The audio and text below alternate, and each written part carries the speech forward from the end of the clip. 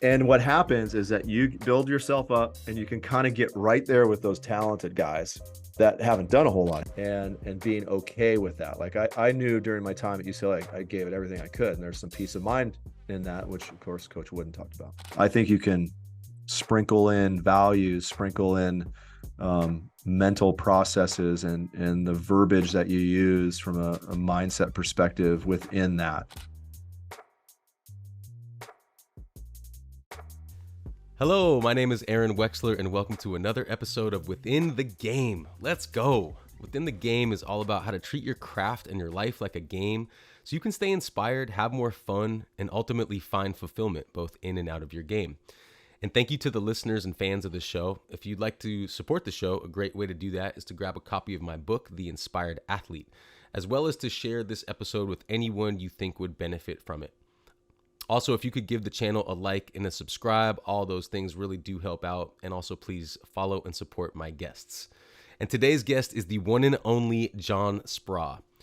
John Speraw is head men's volleyball coach for the United States national team who just qualified for the 2024 Olympics. And he's also the coach for UCLA, who just won the NCAA Championship this year. Coach Speraw has won a total of 9 national championships and was the first individual to win an NCAA men's volleyball championship as a head coach, an assistant coach, and as a player. He was also one of my assistant coaches when I was a player at UCLA. Please follow him at Coach Speraw on Instagram and check out his website, johnsperaw.com. I hope you enjoy the show. Again, Coach, I appreciate you. And, I like to start these episodes with the first thing, which is this idea of inspired living. What does that mean to you? Inspired living to me is gratitude first. I just think inspired is just, I think about it a lot. I don't think it's new for me, but I do think as I've gotten older, you start to understand how special these moments are and that they just don't happen all the time like they do. And so you have a deeper appreciation for the time and experiences that you have. I think being a dad has probably highlighted that for me. I just think that experience has been really, really special for me as an older dad and being a part of that journey. And so I think that's the gratitude jumps out to me as first. The second one is I like to continue learning. Like it's a big part of me. I think that has slowed a little bit from my typical path, which was reading. I used to just read a ton, and then I had kids, and then all I was trying to do was find some time to sleep. And so I actually just picked up a book and started reading it again for the first time in a long time. But of course, the learning has happened in other ways. Learning about being a dad, and of course, learning in the arena, being on the court with the guys, and continuing to improve my craft there. So I do think for me, it's continuing to find new ways to just engage in a broader range of areas too. Like I like reading about a lot of different things. So it's not just always sports. Yeah, man, I love to hear that. Thank you for sharing that. And, me personally, when I was a player at UCLA, like it was really hard for me to find that inspiration. I felt a lot of frustration most of Yeah. the time. There's always someone better. Yeah. And that happens a lot in sports, but specifically at UCLA, and I just appreciate you. I wanted to say this on the show that you just kind of exuded this like this joy for your craft as a coach. And I think that really helped me to see that because not all coaches do that. I think joy is such a big part of inspired living or inspiration or, even motivation or leadership, which we'll get into. But could you just speak on joy for a minute? Like, where does that come from and how do you let that out like you do? Well, I think you have to, and I was thinking as you were talking about the context here at UCLA and how competitive it is. And I think for me, probably what you also saw is that I'm interested in relationships. Like I find value in that. And so I think when there's a connection there, there's joy there. And I think that's important. And I think my role as the assistant back then, I was around more. And I think the assistants have a very important role. Even now, like I obviously am still interested in relationships. I'm still the same person you knew, but I bet if you ask some of our guys, there's a natural distance between the head coach and the decisions he has to make about positions and playing time and who makes what rosters and that relationship component. So you have to be pretty intentional about building that, making sure there's time for that. There's some challenges there we may get into later in the conversation about being a head coach these days. Yeah. So there's the relationship component. And then I just think there's energy, right? I mean, we all know energy is contagious. There's plenty of research on that. So I think I'm in general a pretty positive guy. I think we espouse our athletes to be present. I'm pretty present. I don't really ruminate too much on mistakes I've made in the past. I think we all have a loss or a decision that we can't ever really forget. Unfortunately, as athletes, that's a risk. But I do think I have a tendency to be pretty present. I'm pretty positive a high percentage of the time. I'm not really down a whole lot. And then I do have a period of time where I get frustrated with things and there's an anger component. But I bet if you had to break it down, it's like 80% positive and 5% down and 10%, upset because somebody's not doing something on a court, and I let them have it for a second. But there's moments like that for sure. So I think that it's a being really into relationships and then just having great energy. Man, I just love that. And, I want to make this really relatable to not just, champions and people who are used to winning like yourself. Can you talk to the B court players for a second? Like Yeah. that's what I was, right? Yeah. And talk to them in a context of this idea of inspiration. And before you do, I want to give you some context, right? Because the context that I started with this show and like where I've kind of taken my coaching career and my leadership career is to focus on that because of the pyramid of success, but that John Wooden created, which is such a big part of UCLA and UCLA brand. I looked at that pyramid every day, and at the competitive greatness at the top, I thought that was close to the top, but I thought the inspired living was like, if we could go for that, that includes competitive greatness. Right. Could you frame that and talk to the person that's might be uninspired or frustrated or even on the verge of quitting? Yeah, I think it's really understanding value. That's where I wanted to start. We can talk about the pyramid in a second because Yeah. I've got a lot of thoughts on the Okay. pyramid, especially as a Okay, cool. Bruin and contemporary beliefs on the pyramid and my thoughts there. I've got a few. It's interesting. I had a conversation with one of our athletes about it just yesterday, who's in the master's degree in leadership here at UCLA, and they have a class on Wooden, and we were talking about it. But the value of an athlete, I think, is what really gets lost, particularly when you're on the B side. Because and I was a B side guy too for 4 of my 5 years. So I think you just don't. It's natural. You try to qualify the amount of time you have as a head coach, and that is the realities are. I'm going to spend a little bit more time with the first team than the second team. I'm going to spend a little bit more time with the setter than the outside hitters. I don't spend that much time talking to liberos because there's less technical stuff going on, right? There's just almost like a hierarchy of communication. And I think that's really, really hard. And so I think the challenge is twofold. One is for the athletes that are on the B side to understand the value that they bring. I think they have to understand who they are and how they build their value to the team. That everybody has strengths and weaknesses. How do you build those? How do you focus on the strengths versus the weaknesses? Of course, everyone's working on getting better, but really understand who you are and build that value. And second, for us coaches, is to understand the importance of communicating to the second team guys, to the role players. I don't think I've been spectacular at that over the course of the years. I think I'm continuously in environments, maybe we all are, certainly true on the national team, where you don't have very much time. You're really restricted in time. And when you're restricted in time, my mind immediately goes to efficiencies. How am I using my time? What are the most important things to winning and losing? How do I build those things into my practice plan? And a lot of times it's about making decisions. I'm going to spend 80% with my starting setter, and I'm going to have to narrow down what my starters are because offensive connection is so important. And next thing you know, you realize you haven't had all these meetings you need to have. And so I think for me, that's been a big challenge in terms of like understanding and building value. And I truly believe that. Like I believe in the B side, right? I believe in the value of the B side. Yeah. I really know how much of a difference they make in teams and how they impact winning and the energy we were talking about and just the whole team chemistry and the culture. I mean, the truth is culture has a lot to do with the B side. And so I understand that, but I also understand the challenges of being a coach and the time demands and how we utilize that and prioritize that to make sure that that value is there. Yeah. Yeah. And just for those listening who might not be familiar with that term B side, basically that means the non-starters, Yeah. right? Yeah. Everyone else who's actually a big part of championship teams, right? Like you just said, the role, the players that come in and grind, but might not be starting, but are really putting a piece to their heart and soul. I want you to describe this term inspired athlete, because for me, that's the athlete I always wanted to be, that I looking back, I was like, I never could like really tap into the energy of that. Could you talk about what that energy means to you? To me, it's about somebody who is completely committed and bought into being their very best. Yeah. That's what I would think. And I wrote some notes about this yesterday. Just yesterday, I drew it up on the board because what you have, I don't know if you felt this in your experiences. You have some very, very talented players that come in, and because of their talent, they haven't been pushed to develop certain aspects of what we would call an inspired athlete. They haven't, and it's not malicious. This is somebody that it's I think how they've been pushed or not pushed, and how that's forced them or not forced them to really understand what's required to be your very, very best.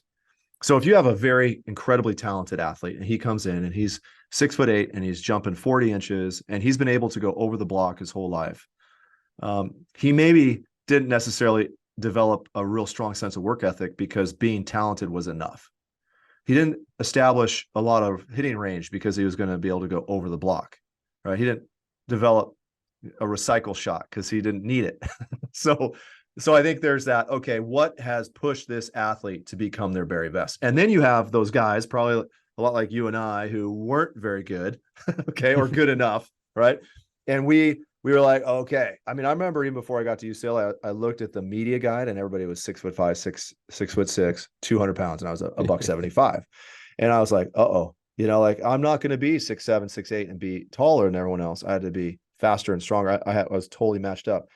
And I hit the weight room the summer before I came to UCLA, and that strength and the commitment to strength and speed was something I always brought with me because I knew it was a differentiator. Yeah. And I think you have to strive to figure out those differentiators.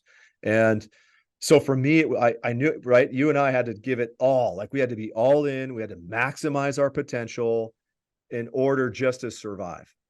And what happens is that you build yourself up and you can kind of get right there with those talented guys that haven't done a whole lot, haven't had to hit the weight room. Sometimes they're not in the weight room. Back in the day when you and I were at UCLA, we didn't have to go to the weight room. Now you got team lifting times and a few of these things. So you have to really pay attention to this because there's less choices, and it's maybe harder for a coach to see right where an athlete is with their intrinsic motivation. So Mm, I would say that the inspired athlete is somebody who understands that. And where you really see some special athletes is the ones that have that talent, whatever it is that they were born with, or maybe they're sometimes the environment that they're raised in. You see a lot of great players that are coming out of families where their dad's the coach, where yeah. they've been Right. around it their whole life. Like I came to volleyball when I was 16. Like I didn't have that ball control. I didn't have that understanding of the game.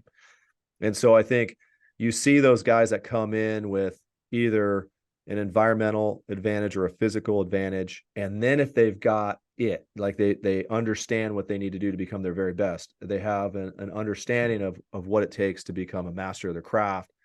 That's when you see guys that are like generational Olympians, Yeah. the very best.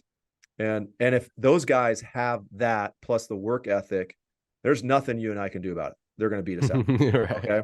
Yeah. Yeah. So I think that's okay. I think that's an understanding of sense of self and who we are, and being okay with that. Like I knew during my time at UCLA, I gave it everything I could. And there's some peace of mind in that, which of course Coach Wooden talked about. Yeah. That's really cool. I think everyone can tap into the energy, even if you're not like, even if people don't consider themselves an athlete. I think the energy of the inspired athlete is still inside them. I wrote this book about it because I think the energy of the inspired athlete wants to breathe, move, and the next level is to compete and to be a master of the craft. And let's get into that because I think the pursuit of mastery is kind of, synonymous with the brand of UCLA, right? It's Right. kind of one of the reasons why I really wanted to go there. I wanted to be around that energy, right? There's this focus when you walk around campus and be around people like yourself and Karch and Coach Skates and Mike Seeley. I mean, just and all these other sports at UCLA. There's this focused pursuit of mastery. I Mhm. want you to talk about that to make it relatable to someone who might be like, "What does that mean?" Can you talk about Yeah. that? What is the pursuit of mastery? It's the pursuit of your personal best, which of course is another Wooden reference. I think Yeah. What I think I really appreciate about Wooden, and we initially addressed this and how I think about this a lot. As you build value statements, value phrases, understand the focus from a cultural perspective of what's important to your program, there probably is a limit to how many things you can talk about. And what's interesting about, there's the best ones I've ever had are maybe 2, maybe 3. Wooden's got 15. He's got 15, and I call it the grout because he's got some more in the grout. So it's 15 plus the grout. Yeah. And so that's a lot.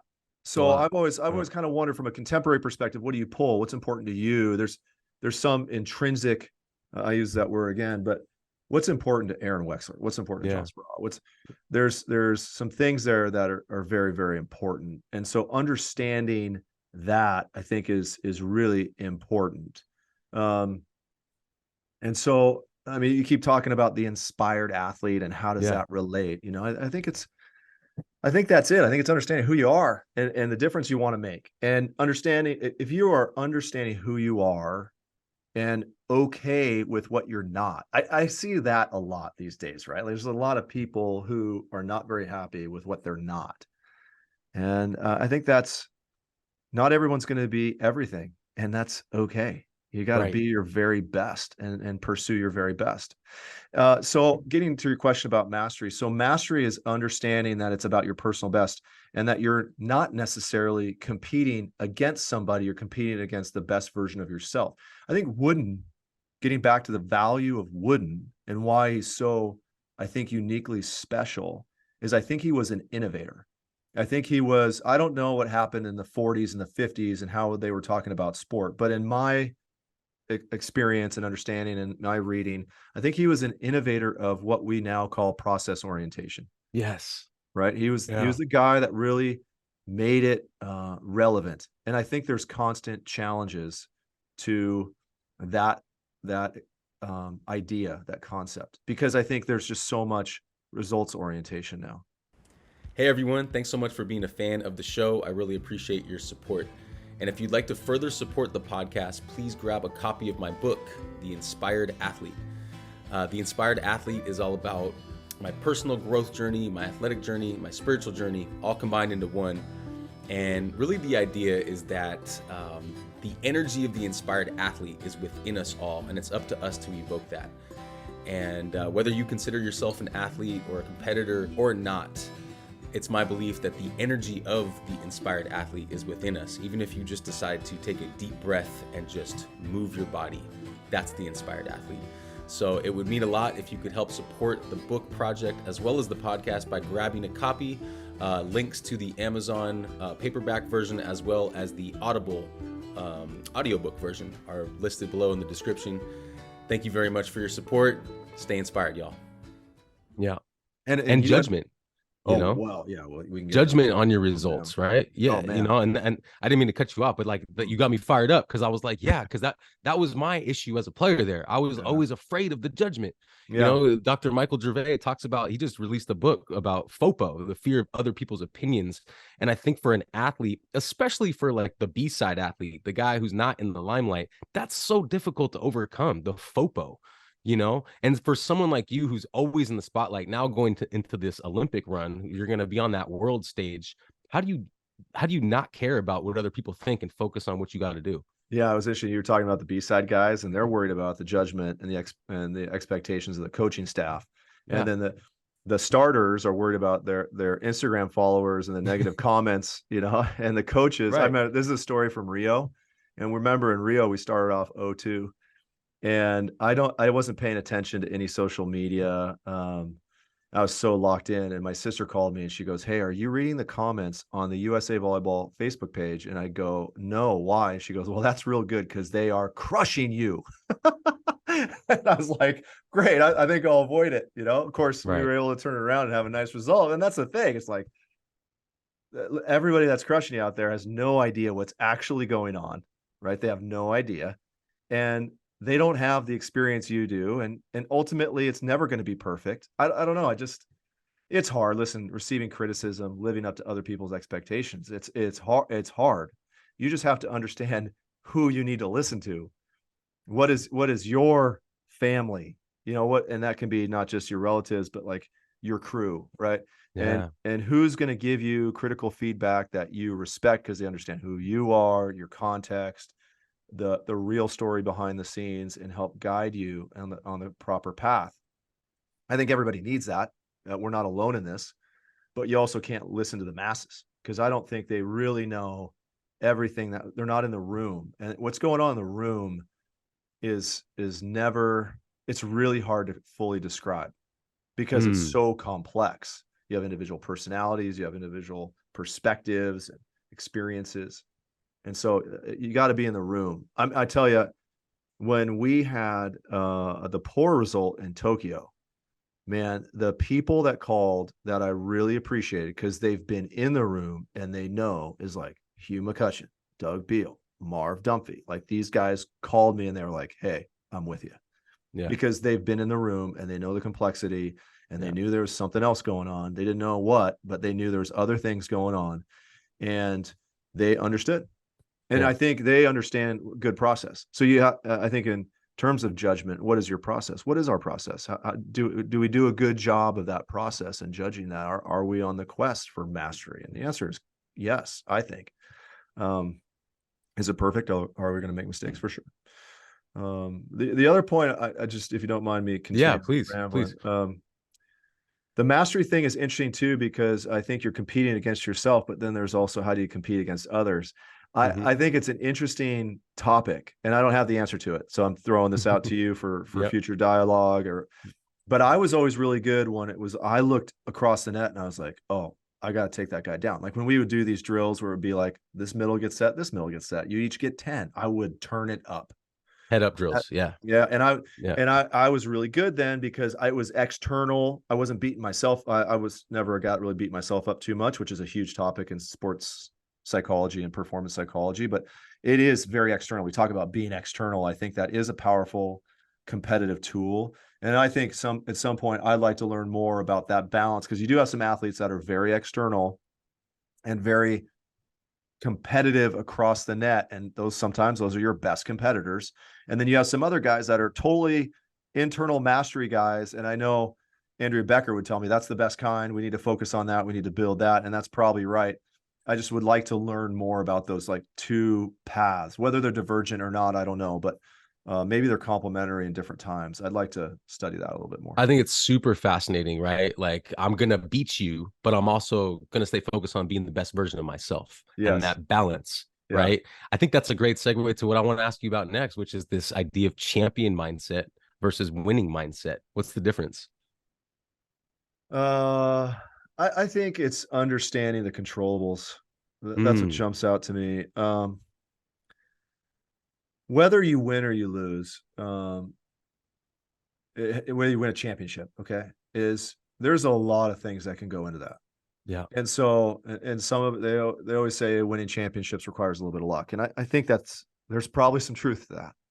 I mean, as coaches and all of us who are athletes that try so hard to like do every little thing that we can, it's hard to like give up that level of control. But I think there's probably, you need some breaks along the way. Yeah, it's probably true. Usually it breaks the other way, right? It's an injury or something like that, right? Yeah. Yeah. So maybe being a champion isn't always controllable. What you can control is, are you building yourself up to be a winner? And what is that? And focusing on that. And to me, that is mindset training. It is about and building a culture that's really built around that. And of course, it starts with work ethic and those types of things. It really starts with talent. You have to have talent. I don't think you're being genuine when you're saying, hey, you have to have some physical talent. You have to have guys that are going to jump high and hit the ball hard in our sport. And I think there's an application across all sports that are different. But if you got to have talent and you got to have work ethic. And then when you get a hardworking group of talented guys together, you can get yourself into the top five, but who wins it has a lot to do with mental side of the game, how you handle those I, moments. man, Yeah. I love that. Could you make that a little more relatable to someone who might be listening to this or watching and doesn't play sports? Could they be a winner and a champion too? Oh my gosh. Yes. Listen, first of all, I think a lot of people are really, what's the opposite of a growth mindset? Fixed. Fixed. Thank you. So a lot of people are fixed, right? They, oh, you are this. This guy is that. This girl is that. And I just, the story I always tell is about one of my opposites during my Irvine years, and everybody would tell me he's never going to do it. He's mental. You know, I had coaches tell me this, and I'd be like, God, that is so like. I just knew the guy, I knew he was dedicated, and I would sit in the office and talk about different thought processes. How do you? This happened. What did you say to yourself? Have you thought about saying it like this? And he was always open-minded to that, which is a very important part of coachability. But you know, he really was interested in learning that process, dove into that process, and was MVP of the Final Four when we won it in 2007. You know, and it's just like you can teach people how to win. I'm convinced of it. Now, there's some people that have a lot of other off-court issues and other things they need to deal with, and maybe can't get there. They got to handle that stuff first, for sure.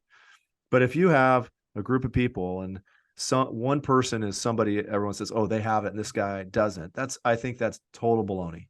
Yeah. And so I think you can teach about what it is to be a winning mindset. So that's first. But I think to anybody, when you get into it, I think we tell our kids you can be anything you want to be. I think, you know, I don't know. I think we all have experiences and opportunities, and those things can be very random, which is another aspect of my own gratitude, is just recognizing how random it is. And it's just like, oh my gosh, this is crazy. So we all have to be grateful for what we have. I had a body of experience that allowed me to develop leadership skills at an early age. I just did. I had parents that nurtured that. I was involved in a lot of activities that nurtured that. I had a lot of public speaking opportunities when I was young. And listen, man, all those are random. No one like scripted that out. But I just was able to get into a position where I feel comfortable having these conversations. I've been doing it for a while. Like it's random, man. So listen, can my daughters do anything? I mean, maybe. I don't know. I would say no. I'd say there's some things that they're going to be good at and other things that they won't, and understand what those are and go do that. So, okay, so accept that. But once you understand your strengths and then you want to go have a winning mindset, well, that's everybody can access that. That is understanding how to interact with people in a positive way. That is understanding how to have good emotional intelligence with the people you work with. It's about being a great teammate. Yeah. And being a great teammate can happen in any context, not just on the court or on the field. It's about being a great partner in a relationship, right? And I think, and so much of that is understanding who they are and how you work with them, how you accept them. Yeah. I think it's about everybody getting into a moment and worrying about external expectations, worrying about figuring out how to be present. Okay, how to separate out some of the emotions that come into so many interactions that occur in the workplace and in family life. So a winning mindset isn't that different on the court or in the rest of the world. A winning mindset is understand how to be present, how to be good in this moment. There are strategies for how you do that. There's a dialogue that you need to implement in order to teach our young men here at UCLA, my daughters at home. Right. And so I think that that's to me a winning mindset. So I don't know if I went into enough detail. If I was going to teach a class, we would probably get into it a little bit more. But I do think to your question, yes, anybody on and off the court can access a winning mindset. And if you have a winning mindset, you increase the probabilities that you can be a champion. You can't always guarantee it, but you're in the probability business. That's what we all are in. Mm-hmm. And all you're trying to do is increase the probabilities that you can get into that moment, handle that moment, and increase the odds that you're going to win. So good, coach. So good. You know, it sparks in me when you're talking like this idea of positive self-talk. Mm-hmm. I didn't learn that when I was at UCLA. It took me a while. And when I went back to volunteer, we really talked about that with Sue Enquist, Coach Sue Enquist. And she really taught me about this idea of strong voice and weak voice. I was hoping you could get into that. How do you practice it yourself, this idea of positive self-talk? And then how do you teach it? I think you got to dive into some specifics about what you're saying in those moments. Yeah, you have to be with an athlete, say, hey, in this moment, what were you thinking? What were you saying to yourself? How do you change that? How do you address that? and it's not easy. I mean, a lot of these are refined over years, and you have to teach the why behind it. Okay, this is what's happening, and here's how this is impacting your energy, and this energy is impacting your teammates. Here's how you're a great teammate. Maybe give some a frame of reference for what it is we want it to look like. This is what it should look like. This is what it should sound like. This is what it should look like. Yeah, Can you give me? Can you give an example? What should well, it look okay, like? okay. So, so say somebody makes a hitting error, misses a serve, whatever, Yeah. and they're just like, "Oh my gosh, I suck. Yeah. That was a terrible toss." Right. Or what? So there's just so many different ways. I mean, the inner game of tennis talks about how how do you frame things? Right. Was it a terrible toss, or was it just a little bit low? Right, like Mm-hmm. how you frame that. So this is again self-talk. And then and then you're beating yourself up. So you're negative. Okay, now you're going left brain instead of right. Your ability to adapt is low. So here's all the reasons. And then you look bad. So your teammates are over there. Oh, Johnny, you're okay. You're okay. So now they're trying to give you energy that's absorbing energy from them. So your negative energy is affecting the team. And then the opponents are over there and they're looking at you and they're like, I got Johnny. Right. I got Johnny. He's down. Right.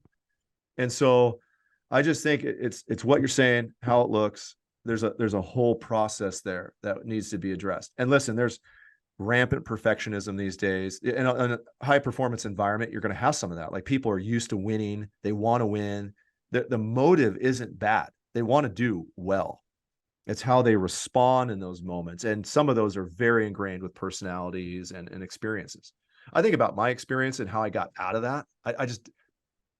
And it was random, man. I just was good in volleyball and I was on a team where I knew I was going to get the ball. And for whatever reason, I remember it, like even in like the CIF finals, I remember thinking, give me to the front row, because I was in the back row and it was the fifth set. And I knew, I said, just give me the front row. We'll win this thing. Like I literally remember telling myself that. No one told me to do that. Right. But there's probably some dude that's in the back row that had a couple errors beforehand. And he's like, let's hope we finish this before I get to the front row. Now, what's the difference between him and I? Probably nothing. He might be more talented than I was. I just, for whatever reason, stumbled upon a proper path that worked for me and reinforced that path. And I learned from that. The other guy just hasn't had that experience yet, or the instruction. And is that teachable? Is that something you can learn? 100% yes. Thank you to new sponsor of the show, Stretch Life, located in Manhattan Beach, California. Stretch Life offers assisted stretching for anyone who wants to enhance their flexibility practice. And if you're like me, muscle tightness is something I deal with on a daily basis, whether I'm in the gym training or out on the beach playing beach volleyball, or even sitting here doing this podcast. It's a challenge to make time for the daily stretch routine. And so I've been working with Amir over the last couple months over at Stretch Life, and I can tell a big difference in the way I feel. I have more range of motion, I have more energy, more muscle control, and just overall less pain. Stretch Life is offering Within the Game listeners 50% off your first session. Just mention Within the Game when you book online or when you call in for the discount. And also, if you do not have access to the Stretch Life studio, but you still want to learn more about how to enhance your flexibility practice, Amir is offering a free 20-minute phone call where he can share specific stretches and other specific tools that can help you. So visit stretchlife.com, that's stretchlife spelled with a Y, to book your first session, and hope you enjoy the rest of the show. Wow. I'm a big proponent of having positive self-talk and catching negative self-talk when it's there and immediately transferring it to positive. Like you just said about the toss. Well, is it just, can I make a quick adjustment? I think champions do quick adjustments and less like analytical thinking. It's more critical thinking. It's like, a little quick thing here and there. And I think that's really important to learn. I wish I learned that when I was younger, and hopefully that's part of the process. What we're doing now, we're really trying to share this wisdom so that, if you're an athlete out there listening to this, or a coach or a parent, you can start to, implement some of these tools at a younger age, so that as people grow, they have these tools. Like positive self-talk is a great tool, let's jump into inspired leadership, coach, because like I told you before, I always thought you were one of the best coaches I've ever had because I felt that you were an inspired leader. I didn't even know what that was back then. Now that I know what that is, I want to ask you what you think that is. What do you think an inspired leader really is? Gosh, that's a good question. What is an inspired leader? Somebody that really, I come back to energy. I think it's hard to separate out the word inspired without an energy component. Yeah, yeah, And so I like the energy. Like I know my teams are better when I have energy. yeah. Dr. Andrea Becker, who I've worked with for a long time on the sports psych side, I think she's phenomenal. She always reminds me to talk forward, talk about what we're doing, what we're doing, what we're doing. And there's moments when I'm locked in and I'm really good at that. There's other times, just like in athletic and physical performance, sometimes the coaching performance can vary too. And there's other times when I'm not as locked in and talking forward. So she's always reminded me about that. I think there's body language components for leadership too. Early on in my coaching career, I something would happen and I'd be rubbing my head, and now I'm thinking, okay, 2 rotations from now, or this guy just hit 2 errors. Who's on the bench? What's the matchup? I mean, it could be nothing related to actually what just happened, but I'd be deep in thought. And she'd be like, stop rubbing your head. Stop rubbing your head. And I'd be, oh, okay. So there's body language components to being an inspired leader. There's energy components to being an inspired leader. But I think really probably what it comes down to be an inspired leader is that we really, really want the best for those whom we lead, right? And I know service leadership is really, I think, a critical component to inspired leadership. I think it's really about wanting the best for your athletes. It's interesting. I remember the first time I was at an international event and we won and the coaches didn't get a medal. And I was like, that sucks. I like medals. And now, Wex, I don't even care. People will say, okay, where's your bronze from Rio? No, the coaches didn't get them. Yeah. Really? No. We got our national championship rings last week. We had a nice presentation. Families were all there. Outstanding. It's in the box, and I brought it home. My wife Michelle goes, "Have you seen it yet?" And I've seen it. She goes, "Have you opened yours up yet?" And I was like, "No, no." She goes, "Are you going to open it up?" And I was like, "You sure?" Like it was Wex. I'm telling you straight up, wasn't even on my radar. Wow. There's a million other things that I was thinking about, but that wasn't it. And you know what I like? I like how that moment bonded our guys. I like how much that means to them that they were the team after 20 years or whatever it was, that they were the ones that could bring it back, that they were able to get number 20. Like those guys earned that. They really did. And I can tell that really, it was very meaningful for them. It's very meaningful for the program. It's very meaningful for the alumni. And that's the joy I get out of it. Right. I don't need a ring. I don't need a medal. I just find so much joy, even looking at the photos.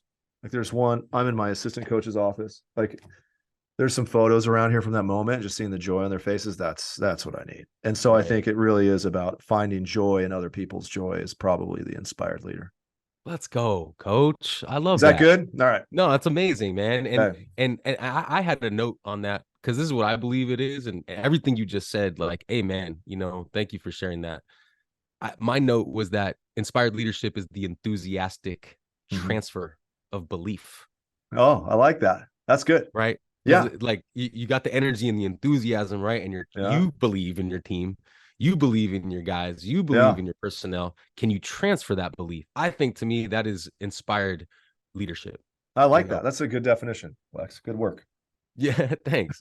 I mean, and it's not easy. And there's a whole other part of this conversation, which we may or may not get into. Maybe right now is a good time for it, which is like the spiritual component of being inspired, right? Because like being an inspired leader, that's not easy necessarily to do every day, all the time.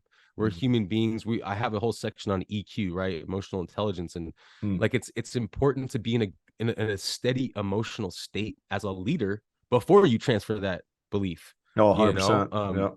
You were always so even keeled. Yeah. Ever since I remember you on the B court in the Wooden Center, like showing us stuff. you never really got upset, even when I got in trouble, which we were joking about.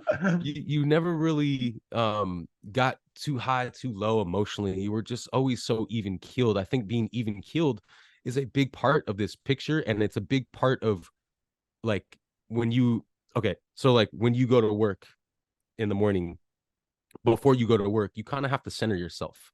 And this Mm, is not just for you or me, this is for all of us, right? We have to like center ourselves first and then go do our work, mm, right? I was hoping you could talk about like what does that mean? Like how do you how do you get right with yourself first? It could be mm, spiritually, it could be like through religion, it could be like little meditation, whatever that is. You may not even know that you do that. I'm just telling you that I think that you do that because you show up with the mm-hmm, best version of yourself in this even keeled way. mm-hmm. Does that resonate with you? Well, it's certainly, I am even keeled. Like I Yeah.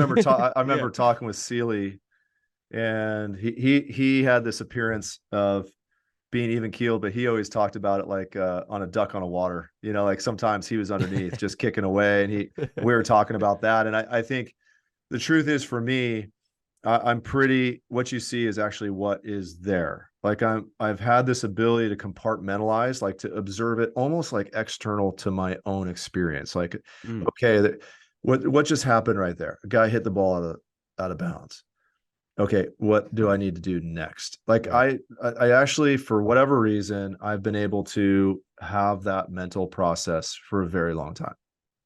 I do think that consistency that you mentioned is very important for leadership. They have to know who they're going to get that day.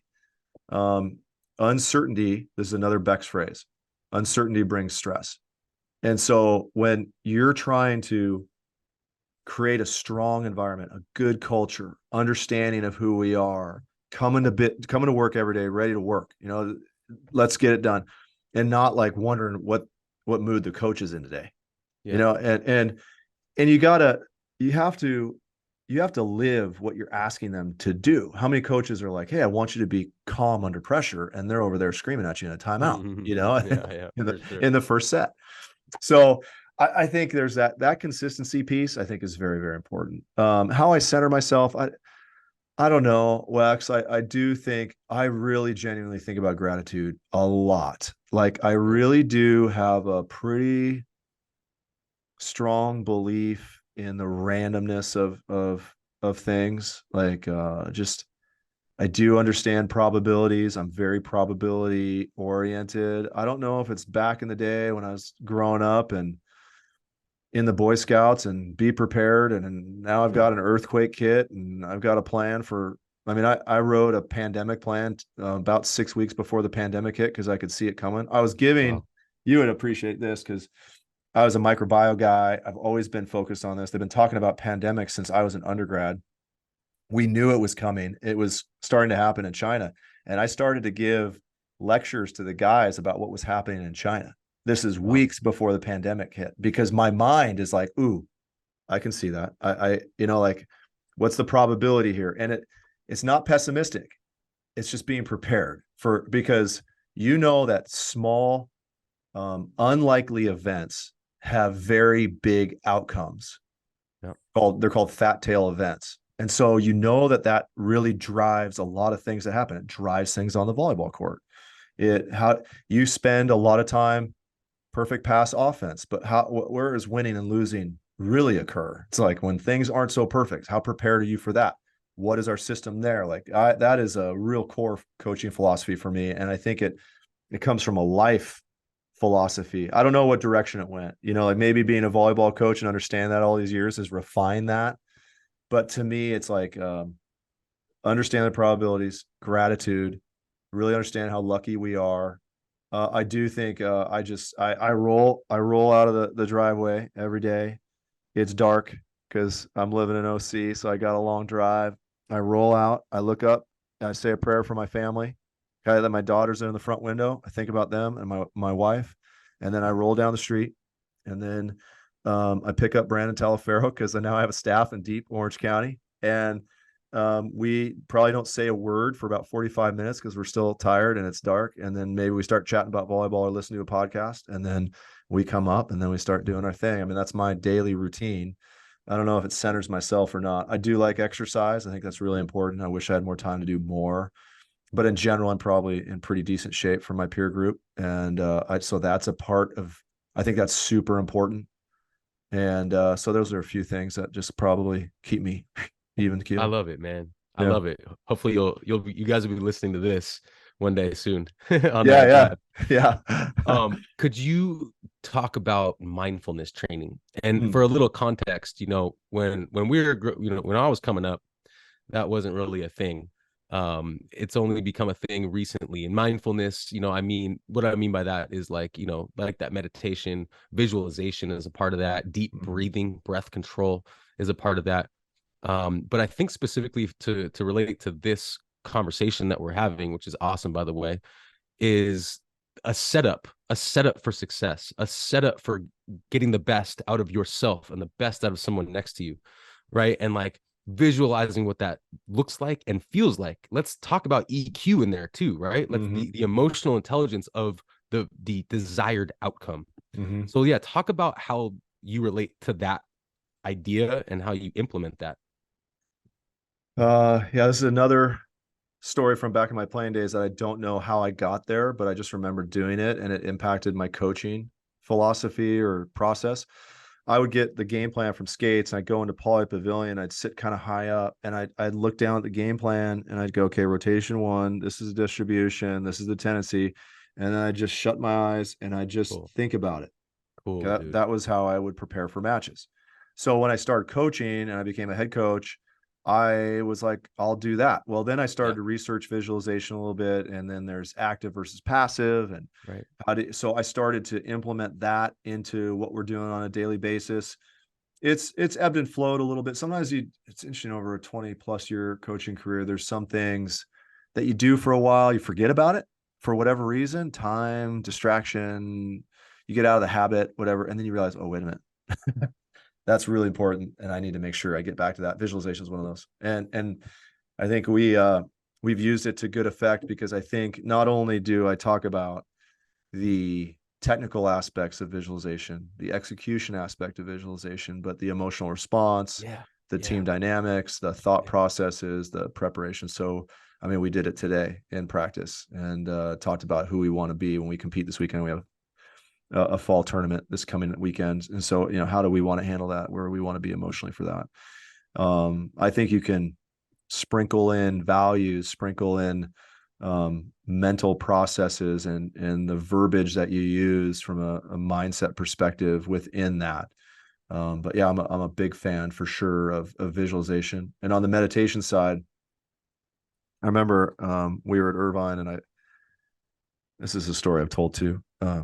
I wanted to know more about meditation, and somebody mentioned that there was a meditation instructor on campus, and so I called him up and I said, listen, I want to chat with you about this. There's a lot of conversations. This is 15 years ago. And there's a lot of conversation about meditation in sport. And he said, you don't want to talk to me. I am not an athlete. I've never played a sport. I'm totally unathletic and not even in very good shape. And I'm like, well, let's get together and have a coffee. You're on campus. He's a professor on campus. And so we sit down and I said, well, okay, just tell me about meditation. What do I need to know about it? Like, give me the principles behind it. He goes, okay. And then he starts talking. And I'm like, dude, I'm talking to another coach. Like it's literally the principles are exactly the same Mm. to a T with a lot of the same principles we talk about that we talked about here, that we talk about with mental performance on the volleyball court or any court. And I'm like, man, this is really interesting. So I said, listen, there's crossover and domain expertise here. And so can you please come and work with the team? So then he would come and teach the team meditation, and it was Wow. super, super fun. I mean, the guys had a great experience. It was totally outside because he didn't come at it from a sport perspective. He came at it from a Buddhist perspective. Mm. And so he was like ringing the bells every few minutes. you know, it was great. That's It cool. was such a cool experience for the guys. I learned a lot. I learned a lot about how to teach it because I listened to him and how he taught it. And now I teach it. And then I know how to implement the combination, I think, of meditation and visualization is very powerful. Wow. That's so cool.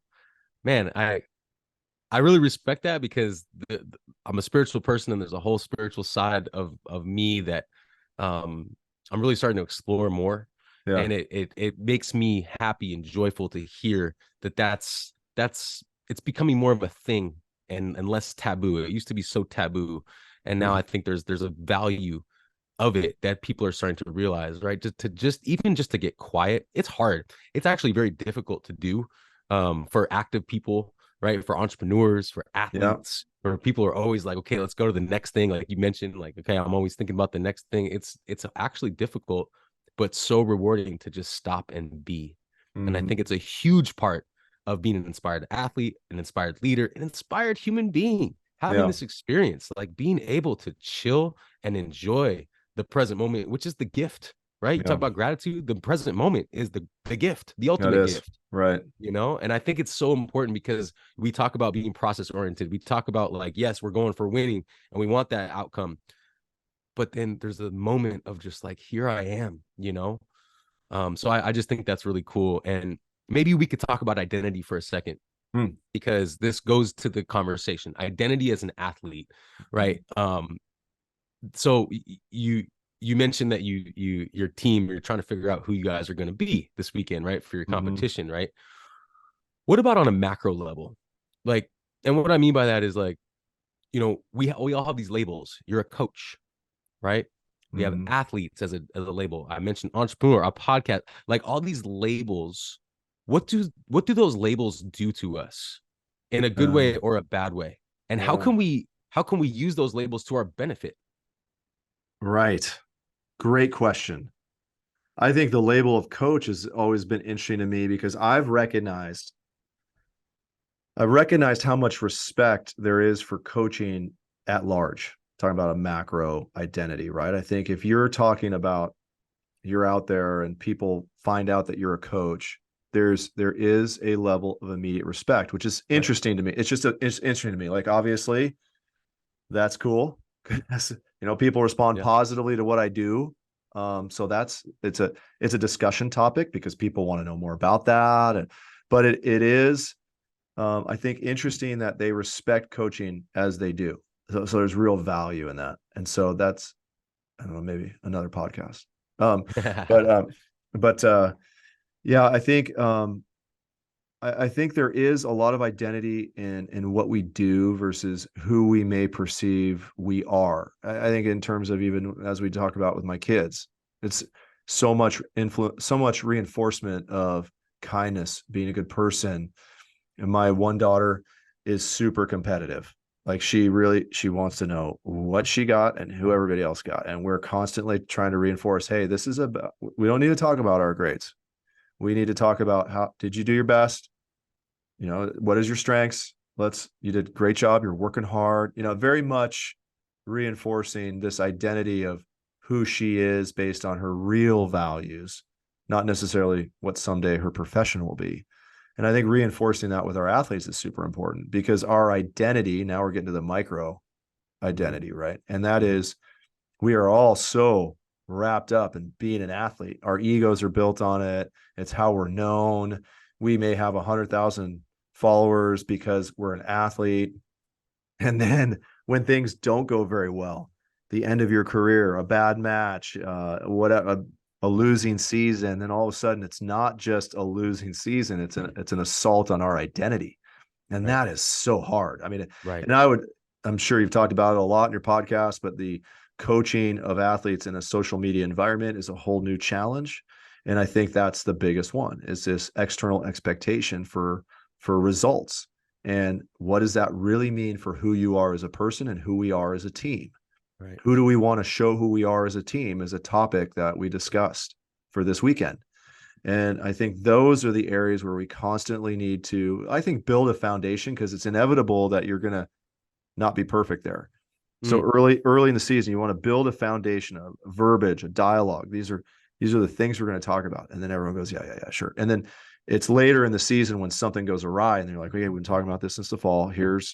This is what we need to do from here. And then the athletes will go, oh yeah, yeah. Like I think there's a lot of learning. My favorite time of the year is playoffs. Nothing. There's no Of better course. teaching. Yeah. Yeah, there's no better teaching environment. I think anywhere. Certainly on campus. Okay, there is no better teaching environment at any university in America that's better than the locker room of a playoff run of a sports team, period. Because it is real in there. Oh, God, it's real. I mean, it is emotion, it's tears, it is awesome. I love it, man. That is when I ramp up. I am so into it in that locker room during the playoff run. I am locked in. And I'm teaching, and I'm just trying to help our guys understand. And then I think they learn a lot in a short period of time. Yeah. I want to stay on this topic of identity though for a second, Okay. because again, I want to make this relatable. If someone's Mm-hmm. listening or watching who's not an athlete, but they still are interested in this idea of identity, right? Because the number one relationship you have all day long for the whole rest of your life is with yourself, Yeah. right? The number one. So it's like, okay, who am I, right? Right. I don't want to get like too out of esoteric here, but like the idea of identity.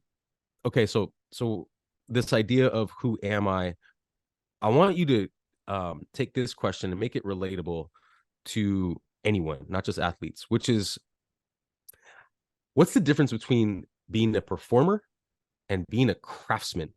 And where do they intersect?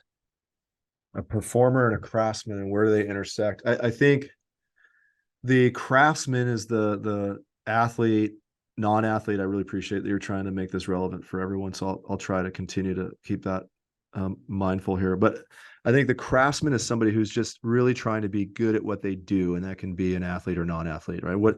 Right. What is the craft? Could be Right. a psychologist, could be a teacher, could be a lawyer. How do I do that really, really well? Mm-hmm. And then there's the performance. Say it's a lawyer. Okay. So they go to law school, they study, they want to be great. Excuse me. They're dedicated. They really love serving their clients. They want to make sure that they're represented at the very highest level. Yeah. They want to put in extra time to make sure that they cover all their bases. They're just really locked in.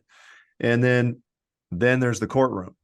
Okay. And then you got to go in the courtroom and you've got to execute, or the boardroom or the classroom, or name your performance, right? This is where you build your skill as the craftsman. And the performance is you go and you execute.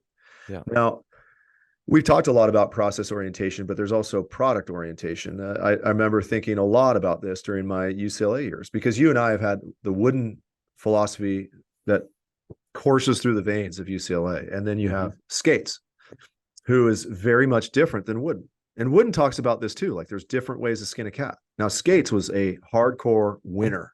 Dude was a winner. And we would get in, and I've told this story a lot too, Wex, but you would appreciate this. We would get in, he'd bring us around, and he'd say, gentlemen, our goal is to win a national championship this year. Anything else is unacceptable. I just vividly remember that. And now that was the extent of our team meetings that year. We didn't have team meetings about mindset. Right. We didn't have team meetings about team culture. We didn't have team meetings about, there's no visualization. There's one team meeting a year, and it lasted 30 seconds. And I liked it. I still like it. I want to win. I'm here to go do that. And so I have felt over the years, particularly early on, I'd say the first 5 years of my coaching career, quite torn up about this, because I really respected Wooden. I see the value. I think it's right. I love Skates. It's who I am. I think it's right. Melding that took a little while and took a little study. And I read a book at some point within the first 5 years that I was in Irvine that talked about process and product goals. And I think I just was like, the heavens spoke to me, like, yes, this is where I'm at. And Cool. So I think we all can understand that there's the craftsman and the performer. The craftsman is the process. What do you got to do today to be better than you were yesterday? And then there's the performer, where you have to go out and you got to execute. And listen, you're not always going to execute. And instead of beating yourself up, you go, okay, why didn't that work? That's why people love sports. Why do businessmen love sports? They love it because it's a compressed competitive environment. We put a team together. We try to develop team culture. We make some mistakes. We go out on the court. We win or we lose. It's on the front page of the newspaper. And then we dissect it. We try to learn everything we can from it, and then repeat. And so you do this over and over and over again, and people want to know, like, what are you learning from that environment? And that's what makes what you and I do so fun. Yeah. Wow, well said. I love everything you just said.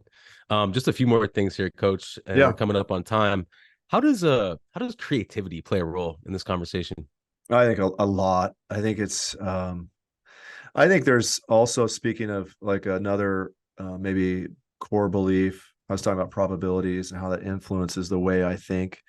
I also, for whatever reason, have always been interested in a lot of variety of topics. So there's obviously a huge, I think, just in general, the body of knowledge that we've gained as humans over the last, especially last 20, 30 years, has really focused so much on specificity. Like there's such a body of knowledge in every particular area that in order to become an expert in one area, it's impossible not to get siloed. It's impossible not to get siloed. Wow. And so we have to continuously challenge ourselves to be generalists. And so what does that mean? How do you learn? What do you read? And I read a variety of different things every day. Like I personally love getting a couple newsletters that are really broad based. And I try to read those every day, just a little dabble. And something will interest me. I don't read all the articles. I don't have time to read all the articles every single day, but there's something from business, something from psych, something from sports, something from economics. I mean, I like knowing a lot of different things. And then we just have to be curious about how we apply the generalist philosophy about what we do. And I think the other thing we haven't talked a lot about, which I think is super important, and I'm reflecting upon this value quite a bit recently, is just humility. Like I think if you, Yes. I think it's a core. I'm becoming. Yes. There's such a, it's hard because I think in today's environment, like there's such an emphasis on confidence and Right. strength and projection of strength. And you see it in our politics, and you see it. And so even on our sport, it's like the cockiness comes through, and this is how you win. And I just, I know there's fault there, but how do you sell humility? I think it's a real tough sell because it comes off soft. Nobody wants to say you're soft. I think in order to Wow. be long term successful, you have to challenge yourself to be humble, because inevitably, the longer you do something, the more siloed you get, the more of an expert you become, the stronger the beliefs you have about the way you do things. And I think that I've learned that I've made enough mistakes with a real, like, I believe that this is right, this is right, this is right. Uh-oh. Not right. Not Right. right. Yeah. And so I've done that enough. I really like the phrase, what is it? It's strong opinions loosely held. Okay, strong opinions loosely held. I think, okay, that's because I do believe in some things, but you have to be humble enough and aware enough to like have that belief and then still allow other opinions, listen to other perspectives, some that are very divergent from your own, and then learn from that. Okay, what Yeah. is this? How can I be curious? And to really believe, okay, I don't have all the answers. If you fundamentally believe, hey, I don't have all the answers, and I think everybody expects in our world today that our leaders are going to have all the answers. I'd feel a heck of a lot better if somebody stood up in our political world and said, I don't have all the answers, but I'm going to tell you how I'm going to tackle it when something comes up that I don't know, Right. and this is my process. I would vote for that guy. Right. And so for me, it's like, okay, how can I continuously be humble? As I've coached now 20 plus years as a head coach, I'm going to have some strong beliefs. How do I continuously like take a breath, listen, really absorb?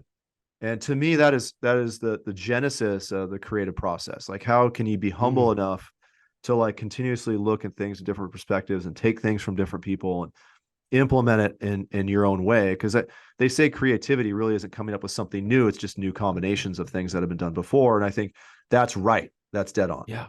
Yes. Dude, wow. I'm so glad that you brought up humility and you tied that into creativity. That's Mm. very eloquently said, and I agree with you. And I think anyone listening to this, like, yeah, encourage creativity amongst Oh yeah. yourselves, amongst your family, amongst your team, amongst your friends. Like, that's what we're here to do. And We're here freedom to be. freedom from mistakes. Like creativity is by its very nature like taking a chance to do something that hasn't been done, right? And Yes. so you have to have some like, I think it's really hard when, and I've had some of my assistant coaches that go on to get big time jobs, and Good luck. It's Yeah. hard. It's a Yeah. hard slog because you go to a place like UCLA and it's hard to take risk. There's so much Yeah. external opinions. There's Yep. alumni that want you to win. If you don't have like a real strong sense of what you're doing and why you're doing it, it's hard to be in that environment. And I think one of the best gifts I stumbled into it, speaking of random, but I went to UC Irvine and they Yeah. were bad. And so I could do whatever I wanted. Like what was going to happen? We're going to lose. They've been losing forever. So I was able to take some chances, be a young coach, make a lot of mistakes, not worry about what everybody else thought. Yeah. There's no social media, nobody making comments online. Like I just went and took a ton of risks, man. Yeah. And this is an observation because that allowed me to develop my own micro identity about who I was as a coach, and then build that up, have some success. So when I come to UCLA, I can take those same chances and I don't care what anybody else says because I've already built up that sense of who I am. Like people ask me about after we won last year, like, was that a sense of relief and all that stuff?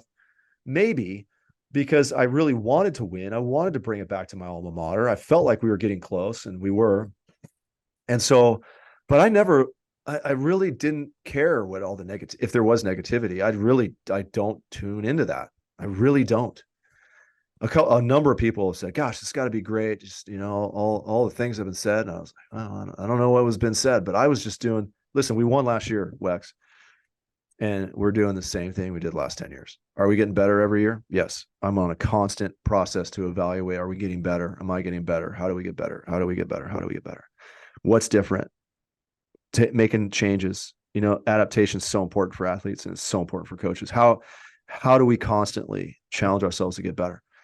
It's been the same thing, man. Yeah. And some years we didn't win. Some years we came close. Ball bounced one way or the other. Injuries here or there, and then we win, and everyone's like, "Oh yeah, great." And it's like, "Well, Yeah. I've been doing this. I'm just me. You Yeah. know, Yeah. I'm just Yeah. me." But I think creativity requires a level of freedom. Yeah. You got to have some freedom, and that freedom can be external. You got to create some environments where you have some freedom to take some risk. But it's internal, and your perspective on what you think everybody thinks about you, and not caring one iota. Build your Right. team. Build your Right. team. What does your team think? And if your team is telling you you're off path, then you got to look at that. But if somebody online is telling you, just don't worry about it. Dude. And that leads right into my next thing, which is flow. And Mm. for as long as I've known you and just watched you over the years and been a fan, right? I'm a fan. I've just sensed that you've always, I don't know if this is true, but I've sensed that you've just been in the flow for so Mm-hmm. long with what you just said. Like you're just doing you. You're doing you. You're doing what you're called to do.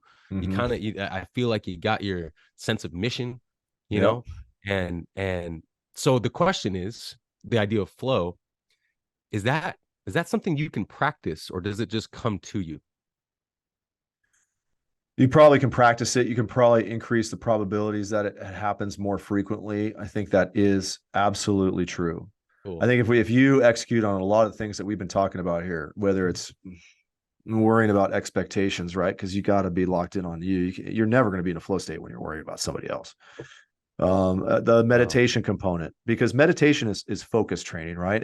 And meditation is about when you get a distraction, internal or external, how quickly can you recognize it and bring it back to the present moment? That is meditation. And so really flow state is being in this state of total encompassed focus here and now. And there is a component, I think, of flow of like almost detached emotionality, right? I mean, there's a detachment there. It's just like wow, when you're locked in, you're just like Wax, I can get there pretty good. I mean, my Yeah. guess is I get there at a higher rate than most, and Yeah. I can get there as a coach, and I know I can get there as a coach, and I knew I got there as an athlete, and so. Does that happen for me more than others? I would bet it does. I do think I have a natural predisposition to being steady. Yeah. I have had a life of experience that's allowed me to have confidence in the way I do things. So I don't really worry about other people's expectations. So yeah, I think there's probably some things there that allow me to do it more. And I do think it's trainable. Yeah, dude. I love Yeah. to hear that, especially from champions, because a lot of champions are like, nah, it just comes. And when it comes, it's great. But I love to hear that you think that you can practice it through all the things that we've been talking about, specifically meditation and mindfulness training, Yeah. and just like, finding little moments even throughout the day, That's right. finding a moment, doing the dishes. Can I be fully enthralled in this moment right now? Right? It's like Mhm. this little small practice. Well, and you just mentioned it right there too, because it is a practice. Like I think about Yeah. it when I'm with my daughters. Yeah. Can I be totally present? Where's my Yeah. phone? Get it out. Like Right. I do think about that. I do think about getting outside, looking at the sunshine and having Yeah. some appreciation for being here at UCLA on a beautiful day when everybody else is freezing. And we got the Santa Yeah. Anas coming in and it's just amazing. Yeah. Yeah. Like Yeah. I have Wex, I've got a lot of those thoughts that cross through my day. That's And cool. so I think that that's true. I also think that part of being a good coach and being a good athlete is to understand when the day is and when you're not. What does that day look like?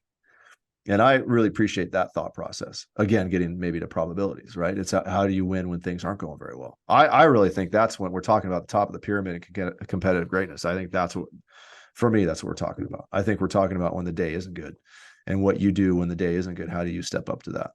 Mm. Man, coach, I could talk to you for a long time, but this is my last question for today. Maybe we'll do another Yeah, we part. can reconvene. Yeah, part Yeah. two sometime. But the last question I have today is fulfillment. What does fulfillment Mm. mean to you? Ah, knowing you're making a difference, that you matter, like that what you're doing is making a difference in people.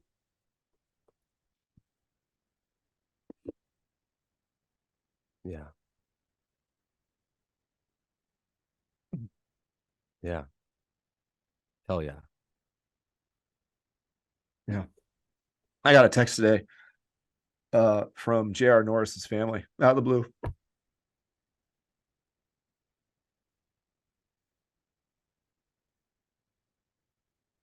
His dad just sent me a text about what a difference I've made in his family's life. Yeah, man. So I know that what I'm doing is making a difference. It's Yeah, making dude. it's making an impact. And I think if you're thinking about fulfillment, it's about finding some way to make somebody else's life a little bit better, the Yeah. world a little bit better. Um, so to me, that's fulfillment. Yeah, man. Way to just drop a bomb right at the end there for me, I Wex. I know, mean, here man. we are, made it all the way through. Even talked about spirituality. I know. And uh, and that's why I wanted you on, man, because you're doing it, man, and my hope is that we're doing it together right now, right here with this yeah, podcast, and hopefully someone is listening or sees this and feels the feels too, like yeah, that's yeah. we're trying to create a ripple effect here. Yeah, I agree. And everybody has that capacity, Wex. I think it's just like we were talking about with the mental side of the game. Some people just are judgmental about, Yeah. okay, this guy can't do it. He's not a winner. That's such BS. And so I think there's a lot of internal and external dialogue about whether or not somebody can make a difference. I think we we haven't talked about this at all, but Yeah. I am immersed in an environment where we're teaching young men Right. and how I think men are struggling a little bit. I've been listening and reading a lot about this too for a while. This is a constant theme over 15 years. What I want for the men that I coach. What do I feel that they need to have after they leave an experience with me? And now it's really becoming a real hot topic. And so I'm getting back to that theme as well, talking about things that kind of come and maybe they disappear for a little while, but when they come back again, you're like, okay, this is a core is a core theme that we need to really address. And I think for men, boys that are coming up, I think there is this sense of agency. What can I do that is good, that can make a difference? I think we need to search for what those things are, and that has to have some level of intention. And certainly our environment gives us direction. But I think, what can we do to really help young men find a way that they can make a difference? And if we can help them do that, I think we'd be in a much better place. I know my guys would be in a much better place leaving. I think that requires some help along the way, mentorship and guidance, and talking about these topics. And I think we need to allow people, tell people, hey, this is what we need to be doing, and here's how you can be happy. Here's how you can make a difference. Here's how you can have fulfillment. And I think if more people understood that that's that you can do that. You have the capacity. Every single person that's listening to this podcast and watching us on YouTube has the capacity for fulfillment because they have the capacity to make a difference.